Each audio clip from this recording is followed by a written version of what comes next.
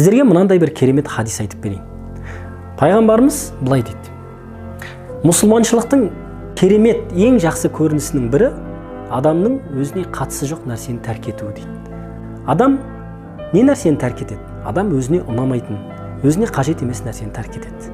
Міне осы нәрсеге қатысты ғұламаларымыз бір нәрсені тәрк етудің өлшемін былай түсіндіреді. Адам баласы бір нәрсеге кірісер кезде, бір нәрсені айтар кезде, немесе біздің қоғамның форматымен алатын болсақ, қазір ақпарат өте көп, әлеуметтік желі өте көп, қарайтын, көретін дүниелеріміз өте көп.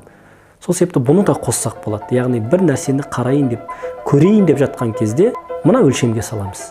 Сіздің дүниеңізге немесе ақыретіңізге пайдасы бар ма, жоқ па? Егер пайдасы болса, аламыз, пайдасы жоқ болса, оны тәрк етеміз. Өйткені оның бізге қатысы жоқ. Бұл хадис өмірлік принциптердің ішіндегі ең ұлы қағидалардың бірі. Олай болса,